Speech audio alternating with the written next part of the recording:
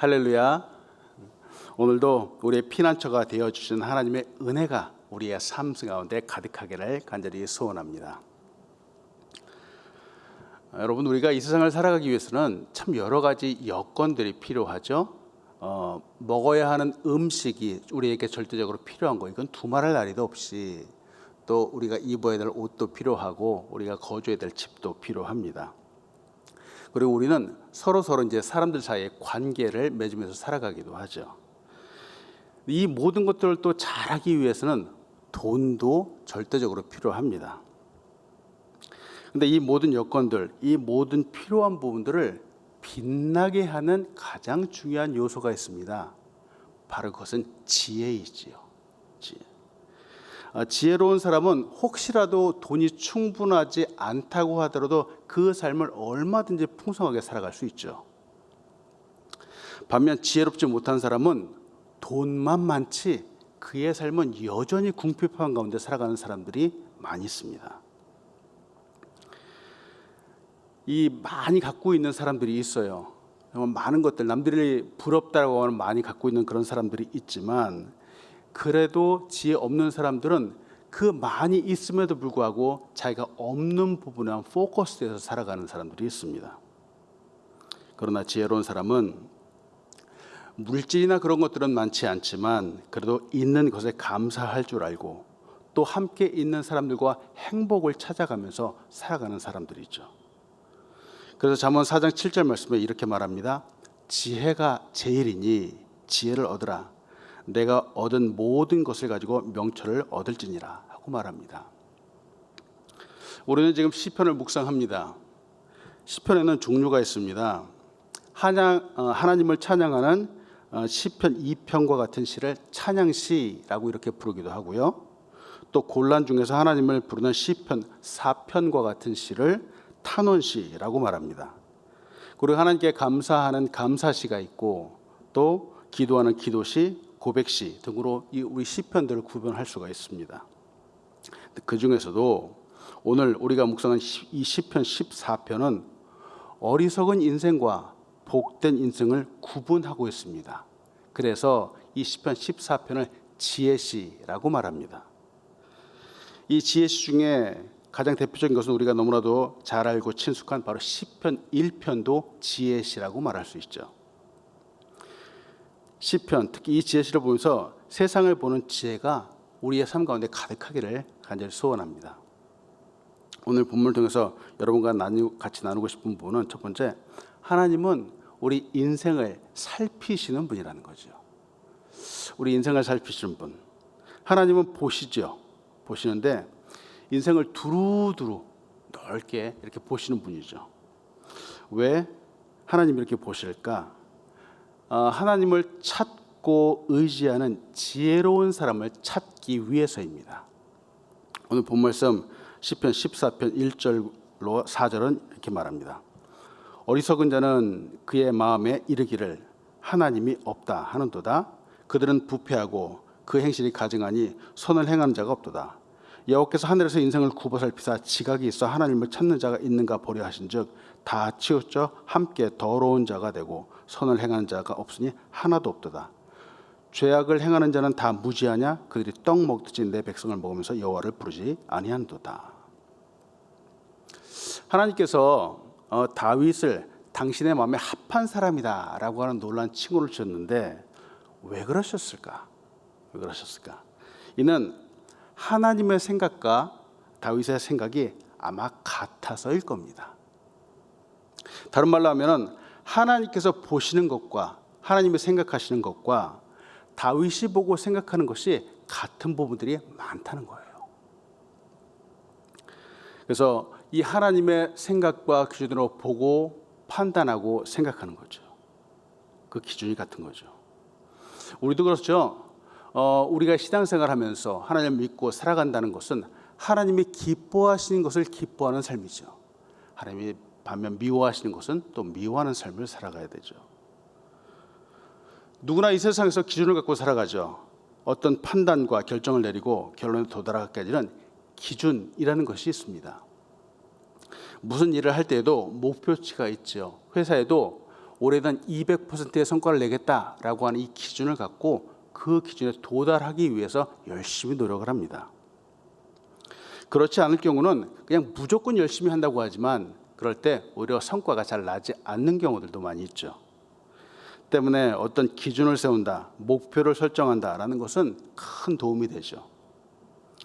세상에 큰 성공을 거둔 사람들을 보면은 처음부터 일을 잘하는 사람들은 그렇게 많지 않은 것 같습니다.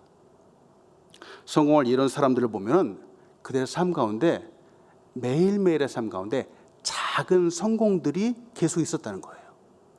작은 성공, 작은 실행, 작은 목표들이 계속해서 작게 성공을 하다가 보니까 나중에 이 사람들이 큰 업적을 이루게 되었다라고 하는 거예요. 근데 이 작은 행동, 작은 목표가 꼭 일과 관련된 것이 아니어도 괜찮죠. 예를 들면 하루에 내가 1시간씩 기도를 한다라고 한다. 혹은 성경을 10장씩 본다라고 하는 것, 이것도 하나의 목표로 설정할 수 있죠. 이것을 매일매일 성공을 하다 보면은 정말 1년 지나면 1독을 하게 되기도 하고 5독을 하게 되기도 하고 심지어 성경을 10독을 하게 되기도 하는 거죠. 인생을 성공적인 삶으로 살아가게 되기도 합니다. 우리가 이렇게 기준을 갖고 살아가는 것처럼 하나님도 우리를 보실 때 하나의 기준을 갖고 보시죠. 하나님이 우리를 보실 때 그 기준은 무엇일까? 바로 거룩함입니다. 거룩함. 근데 하나님의 거룩함, 우리 인간들은 어느 누구도 하나님 앞에 거룩하게 설 수 없다는 사실을 우리는 잘 알고 있죠. 그래서 의의 옷을 입어야 해요. 예수 그리스도를 덧입어야 합니다. 하나님께서 사람을 보시는 기준은 자기만의 힘으로 이 세상을 살아가는 사람이 아닌 예수 그리스도로 의의 옷을 입고 살아가는 사람들입니다. 물론 이 사람들이 인간적으로 볼 때는 부족한 면들이 많을 수 있습니다. 세상적인 관점으로 일을 잘한다, 능력이 많다라고 하는 부분이 근데 하나님 앞에서는 전혀 소용이 없습니다. 하나님이 찾으시는 사람은 의의 옷을 입은 사람들이죠. 좀 부족해도 하나님을 의지하면서 살아가는 사람들, 세상적인 잔꾀는 없더라도 우직하게 하나님을 믿고 살아가려고 노력하는 사람들, 세상의 많은 유혹 앞에서도 말씀에 따라서 거룩하게 살려고 몸부림치는 사람들, 하나님은 이런 사람들을 찾으시죠. 이런 사람들을 보시죠. 아마 다윗도 이와 같은 관점에서 이 세상을 바라보고 사람들을 바라보지 않았을까요? 이런 기준으로 보니까 정말 이 세상에 하나님이 없다라고 하면서 악을 행하는 사람들이 눈에 보이기 시작한 겁니다. 하나님을 없다고 하면서 사는 사람들, 정말 어리석은 사람들이죠. 좀 더 쉬운 말로 하면은 바보라고 할 수 있습니다. 이 성경에서 바보, 이 어리석은 사람은 단지 지혜가 부족한 사람을 말하는 것이 아니죠. 이 성경에 말하는 어리석은 사람은 악한 사람입니다. 그 마음이 부패해서 진리를 거역하는 사람이죠. 그리고 결정적인 부분은 하나님을 믿지 않는 사람들이죠. 하나님을 믿지 않기에 이들의 행동에는 거칠 것이 없습니다. 의로운 자의 생명을 위협하기도 하고 또 하나님의 기준이 아닌 세상의 기준을 갖고 아예 기준이 없이 살아가는 사람들도 너무나도 많고요. 이런 사람들의 심령은 부패하였다라고 성경은 말합니다. 왜 음식이 부패하였다라고 그러잖아요. 이 부패한 음식은 우리가 먹을 수 없는 것처럼 그 심령이 부패하였다, 그 마음이 정상이 아니다, 썩었다라고 하는 표현이죠. 이들의 행동이 가증합니다. 어떻게 해도 이런 악한 것들만 골라 살 수 있을까요? 이사야서 5장 20절로 23절은 이 사람들의 마음 상태를 이렇게 말하죠. 악을 선하다고 하며 선을 악하다 하며 흑암으로 광명을 삼으며 광명으로 흑암을 삼으며 쓴 것으로 단 것을 삼으며 단 것으로 쓴 것을 삼는 자들은 화 있을진저 스스로 지혜롭다 하며 스스로 명철하다 하는 자들은 화 있을진저 포도주를 마시게 용감하며 독주를 잘 빚는 자들은 화 있을진저 그들은 뇌물로 말미암아 악인을 의롭다 하고 의인에게서 그 공의를 빼앗는도다. 악한 사람들의 모습이 이렇다는 거예요. 근데 보세요. 금방도 말씀드렸다시피 이 모든 기준을 하나님이 보고 계세요. 하나님이 보고 계세요. 성경은 어리석다라고 하는 이 표현을 그냥 바보 같다라고 하는 표현이 아니라 그 마음에 하나님 두기를 싫어한다라고 하는 거예요. 그래서 그 마음에 악으로 가득한 모습을 말하고 있습니다. 지금 다윗의 눈에 보이는 사람들의 이 모습이 악한 겁니다. 사람이 이렇게까지 악할 수 있을까 싶을 정도인데 정말 그렇다는 거예요. 하나님의 거룩하신 관점, 거룩하신 기준으로 보니까 정말 그렇게 보이는 거죠. 방금 이사야에서도 보았던 것처럼 이 세상의 기준으로 보면은 이들 악인의 모습이나 행동은 이상할 것이 없습니다. 악한 사람들끼리의 기준으로 보면은 이렇게 행동하기 당연하다는 거예요. 도리어 악을 조장하는 모습들을 권장하기도 합니다. 그건 정상이 아니죠. 그러나 거룩하신 하나님의 기준으로 보면은 이 세상은 구원받아야 할 대상입니다. 복음이 절실히 필요한 상황이죠. 이대로 있다가는 이들은 심판을 받을 수밖에 없습니다. 다윗의 눈에 하나님 없이 사는 저 사람들은 어리석은 바보로 보였습니다. 자유로운 영혼이라고 생각되지 않은 거죠. 생각해 봅니다. 과연 세상 사람들이 말하는 것처럼 하나님 없이 잘 살 수 있을까요? 결코 그럴 수 없습니다. 법 없이도 살 사람이라고 칭송을 듣는 사람들이 우리 주변에도 간혹가다 있기도 하지만 하나님 앞에서는 모두가 죄인이시죠. 모두가 멸망받을 수밖에 없는 죄인입니다.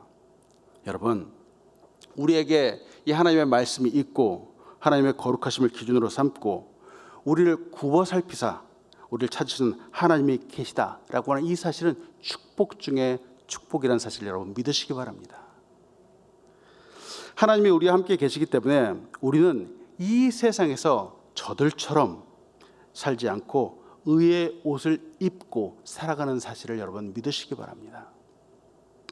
때문에 우리에게 우리의 행동, 우리의 생각, 우리의 모든 면에서 기준으로 삼는 하나님의 기준이 있다라고 하는 것은 놀라운 축복이죠. 이마저 없으면은 이 세상의 악한 기준으로 우리는 살아갈 수밖에 없다는 거예요. 인생에서 진짜 성공의 핵심은, 진짜 승리하는 인생의 핵심은 겸손히 하나님 앞으로 나아가는 것입니다.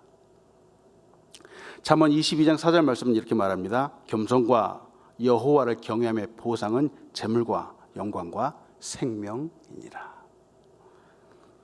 복 주시고 인생을 굽어 살피시고 마음에 합한 사람을 찾으시는 하나님께로 나아가는 여러분 되시기 간절히 축복합니다.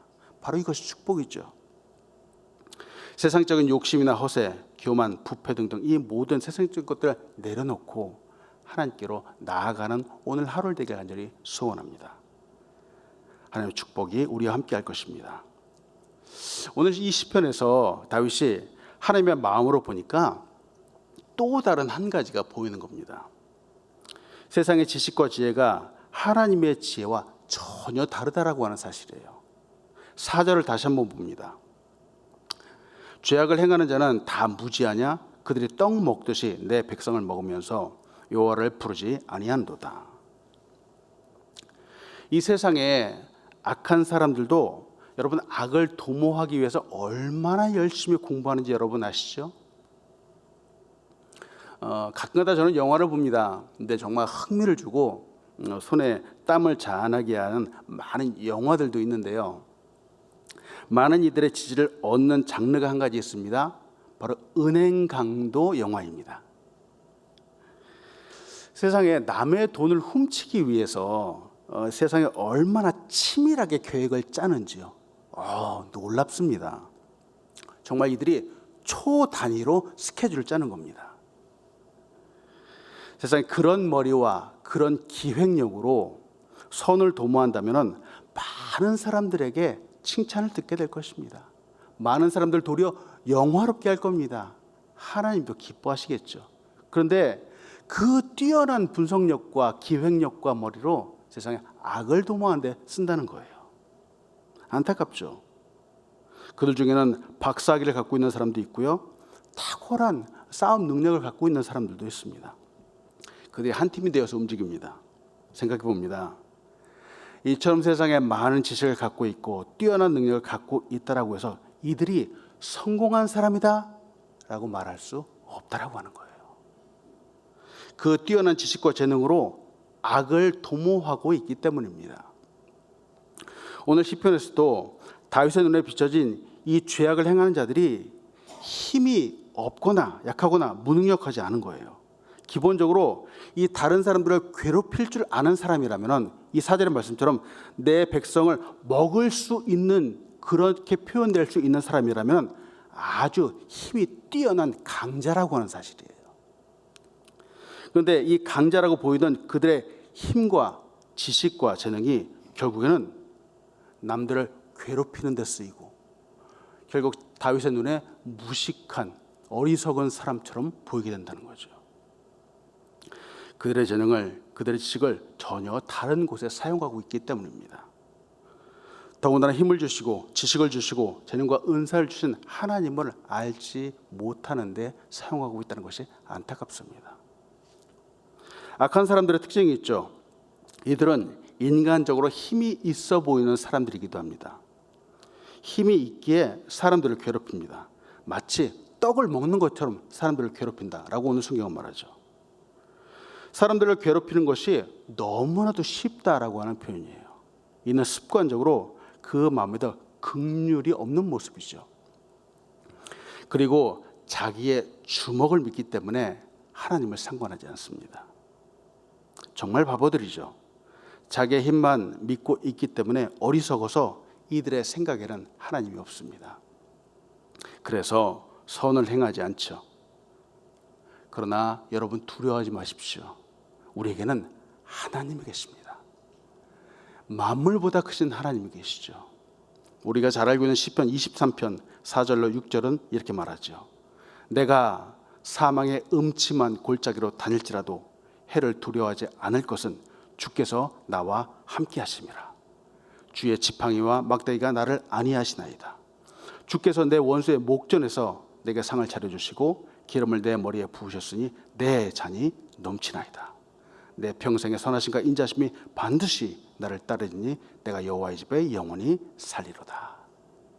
오늘 이 시편 23편의 말씀이 우리의 삶 가운데 놀라운 축복으로 함께 간절히 소원합니다. 인생을 살피시고 당신의 자녀를 보호하시는 하나님의 아버지의 은혜가 우리와 함께 할 것입니다. 두 번째로 같이 나누고 싶은 것은 하나님은 의인의 세대에 함께 계시는 분이라는 사실이죠. 하나님은 의인과 함께 하시는 분이죠. 바로 우리와 함께 하시는 분입니다. 오늘 본 말씀 시편 14편 5절로 7절은 이렇게 말합니다. 그러나 거기서 그들은 두려워하였으니 하나님이 의인의 세대에 계심이로다. 너희가 가난한 자의 계획을 부끄럽게 하나 오직 여호와는 그의 피난처가 되시도다. 이스라엘의 구원이 시온에서 나오기를 원하도다.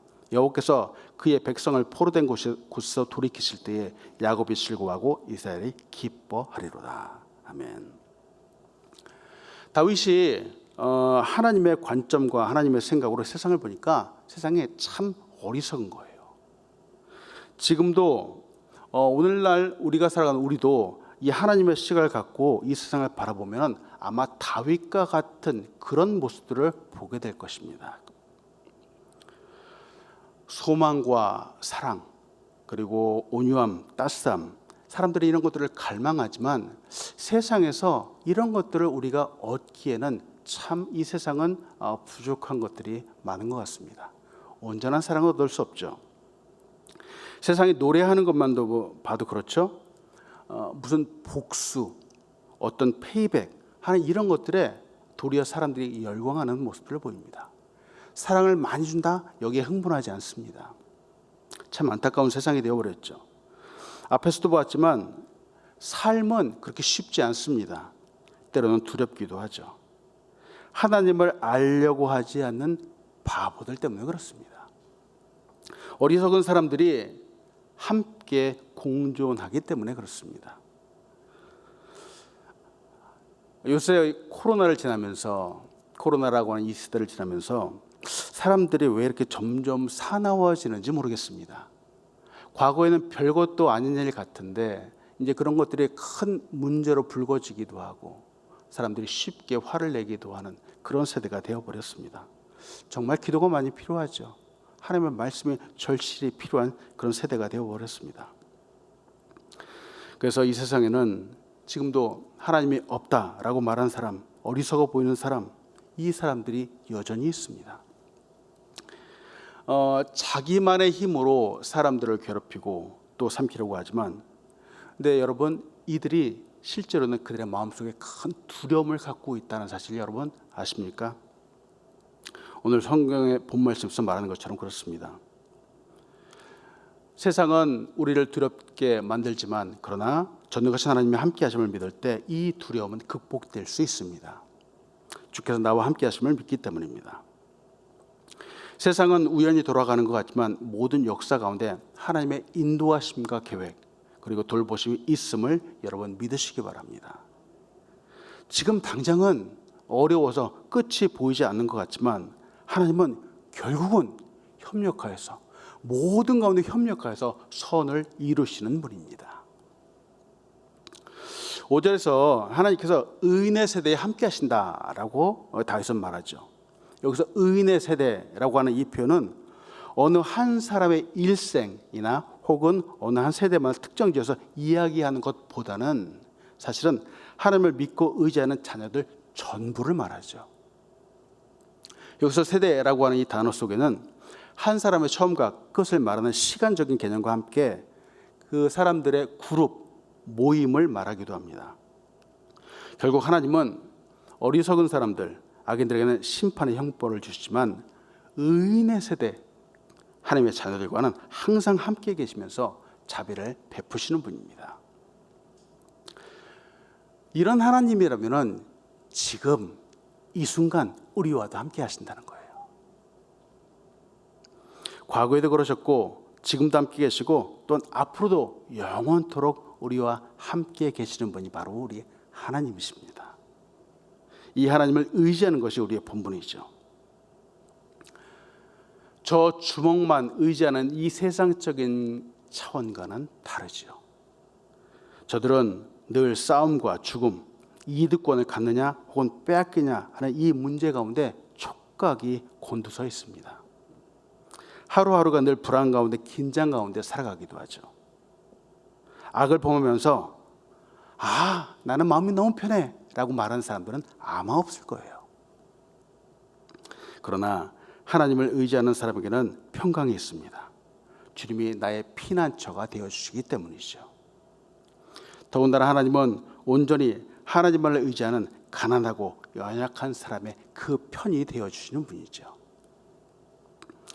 하나님은 마침내 저 악하고 어리석은 자들을 멸하시고 인생을 역전시켜 주시는 분입니다. 여호와께서 그의 백성을 포로된 곳에서 돌이키시는 것과 같습니다. 7절에서 이스라엘의 구원이 시온에서 나오기를 원한다 하고 시편 기자는 말하죠. 이 7절에서 말하는 이 시온은 바로 하나님의 언약궤가 있는 곳입니다. 구원이 시온에서 나온다. 이 말은 즉 하나님께서 이제 직접 움직이신다라고 하는 뜻이죠. 이제 악을 멸하실 때가 되었고 그의 백성을 구원하실 때가 되었다라고 하는 확신에 찬 소망입니다. 우리는 이런 소망 가운데 확신을 갖고 살아가야 되죠. 말씀을 마무리합니다. 말씀을 마무리하면서 같이 생각해 보고 싶은 부분은 어리석은 자, 악인이 지금 현재도 우리와 함께 거한다라고 하는 사실이에요. 이해되지 않죠? 악인 여전히 우리의 삶 가운데 함께 있습니다. 그런데 여러분 다윗에게도 그랬습니다. 하나님을 온전히 의지했던 사람인데 수많은 시를 짓고 노래를 하고 만군의 여호와의 이름으로 골리앗을 물리쳤던 사람인데 그의 인생의 상당 시간을 보니까 다윗은 사울을 피해 도망 다녀야 됐습니다. 어디 그뿐이었을까요? 다윗이 통일 왕국의 왕이 되고 이제 좀 편하게 살려나 했는데 그의 아들 압살롬이 반역을 해서 그는 다윗은 모든 것들을 버려두고 또 도망하는 도망자의 신세가 되었습니다. 다윗이 사울도 그렇고요, 또 압살롬도 그렇고 만약 다윗이 마음을 좀 독하게 먹었다면 얼마든지 끝장낼 수 있었겠죠. 근데 다윗은 그렇게 하지 않았습니다.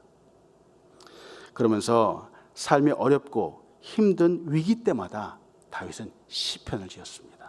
하나님을 바라보았습니다. 처음에도 관점, 하나님의 시각, 하나님의 생각에 대해서 잠깐 말씀드렸습니다. 다윗이 하나님을 잘 모르고 자기의 생각대로 했다면 아마 사울을 여러 번 끝장냈을 것입니다. 또 실제로 그런 기회들도 많이 주어졌죠. 압살롬도 그렇고요. 그런데 용맹했던 다윗이 하나님의 마음으로 이 사람들을 보니까, 하나님의 관점으로 사람들을 보니까 용서가 가능했다는 거예요. 물론 골리앗과 같은 적은, 이 악은 단번에 처단해야 되는 악이죠. 그러나 사울이나 압살롬과 같은 그 악은 어쩌면 때를 기다려야 되는 경우들도 있습니다. 다윗은 직접 하지 않았습니다. 시편 14편은 지혜서이죠. 악은 당연히 멀리해야 되며 때로는 싸워야 하고 때로는 진멸해야 합니다. 그러나 때로는 온전히 주님께 맡겨야 되기도 하죠. 그렇다고 해서 악과 타협하고 용납하라는 이야기는 아니죠. 어리석은 사람은 다윗의 시대에도 있었고 이전의 시대에도 있었습니다. 그리고 오늘날에도 변함없이 우리와 함께 있습니다. 그러나 이 사람들을 보면서, 하나님의 관점으로 보면서 우리는 악을 도모하지 말아야 되죠. 로마서 12장 17절은 우리에게 이렇게 말합니다. 아무에게도 악을 악으로 갚지 말고 모든 사람 앞에서 선한 일을 도모하라 말하죠. 1000개의 작은 행동과 습관이 모여서 큰 성공을 이루는 것처럼 우리가 하나님의 말씀을 따라서 거룩하게 살면서 우리는 매일매일 거룩함으로 나아갑니다. 그러나 저 어리석은 사람들을 보면서 우리가 함부로 심판자가 되지는 말아야 되겠습니다. 그들을 심판하고 미워하는 일, 이건 우리가 해야 될 일이 아닌 거죠. 하나님은 때가 되면은 포로된 백성을 돌아오게 하시는 것과 같이 억압당하고 억울한 하나님의 자녀들을 그 때가 되면은 건져 주실 것입니다. 또 로마서 12장 19절에 이렇게 말합니다. 내 사랑하는 자들아, 너희가 친히 원수를 갚지 말고 하나님의 진노하심에 맡기라. 기록되었을 때 원수 갚는 것이 내게 있으니 내가 갚으리라고 주께서 말씀하시니라. 간혹 그런 말이 있잖아요. 내가 정말 너무나도 원통해서 내가 원수를 갚으려고 하다가 내가 괴물이 되었다라고 하는 그런 표현들이 있잖아요. 원수를 내가 갚는 것에 열광하고 또 복수하는 것, 이것은 우리에게 합당하지 않다라고 하는 거예요. 악인은 우리와 함께 있습니다. 악인이 우리와 함께 하는 이유는 우리가 더욱 주님을 바라보게 하기 위해서이죠. 괴롭고 힘들 때 더욱 기도하고 주님을 의지하게 하기 위해서입니다. 사랑하는 여러분, 오늘도 주님 앞으로 한 걸음 더 나아가신 여러분들 되시길 간절히 소원합니다. 오늘도 우리의 두려움 속에서 주님을 향하여 나가면서 주님 주신 평안으로 우리의 마음을 채우신 여러분들 되시기를 축복합니다. 기도하겠습니다. 하나님, 참으로 인생을 굽어 살피시는 하나님을 오늘도 바라봅니다. 하나님의 살펴보시는 그 눈길이 없으면 우리는 한순간도 살아갈 수 없습니다. 하나님, 오늘도 하늘로부터 임하는 힘과 능력을 덧입혀 주시옵소서. 우리를 살펴보시고 우리에게 힘 주시고 우리에게 놀라운 은혜를 베푸신 하나님이 계시기 때문에 오늘도 우리는 굳게 설 수 있습니다. 하나님, 의인의 세대와 함께 하시는 하나님을 오늘도 믿고 의지하며 나갑니다. 우리와 함께 하시는 하나님을 오늘도 붙잡고 나가기 원합니다. 하나님 함께 해주시옵소서. 하나님, 이 땅 가운데 귀한 교회 생명 비전교회를 세우셨습니다. 우리 교회 부흥하고 발전하고 정말 하나님께 영광 올려드리는 교회로 우뚝 세워 주시옵소서. 말씀을 전하신 강 목사님 오늘도 강건하게 붙잡아 주시고 그 말씀마다 기름 부어 주시옵소서. 오늘도 이렇게 환우들을 위해서 기도합니다. 하나님, 치유의 강선을 바라주시옵소서. 오늘도 하나님이 주신 힘과 능력으로 말미암아 이 병상에서 일어나며 하나님을 찬양할 수 있도록 축복하여 주시옵소서. 오늘 선교지를 위해서 기도합니다. 오늘은 티고를 섬기는 최은숙 배다 선교사님을 위해서 기도합니다. 한국에 대학 중인 예나의 학업과 대학생활에서 지혜와 인도하심을 함께하도록 축복하여 주시옵소서. 섬기는 현지 교회가 말씀에서 든든히 세워지도록 함께하여 주시옵소서. 시리아 난민들 예수님의 사랑으로 섬기며 세계 문이 열리도록 함께하여 주시옵소서. 하나님, 오늘도 하나님의 마음, 하나님의 관점, 하나님의 생각으로 이 세상을 바라보기 원합니다. 하나님의 마음을 받기 원합니다. 예수 그리스도의 심장을 품기 원합니다. 우리 귀한 사람들에게 축복하여 주시옵소서. 예수님의 이름으로 기도합니다. 아멘. 하늘에 계신 우리 아버지여, 이름이 거룩히 여김을 받으시오며 나라의 임하옵시며 뜻이 하늘에서 이루어진 것 같이 땅에서도 이루어지이다. 오늘날 우리에게 일용할 양식을 주옵시고 우리가 우리에게 죄진 자를 사하여 준 것 같이 우리의 죄를 사하여 주옵시고 우리를 시험에 들게 하지 마옵시고 다만 악에서 구하옵소서. 대개 나라와 권세와 영광이 아버지께 영원히 있사옵나이다. 아멘.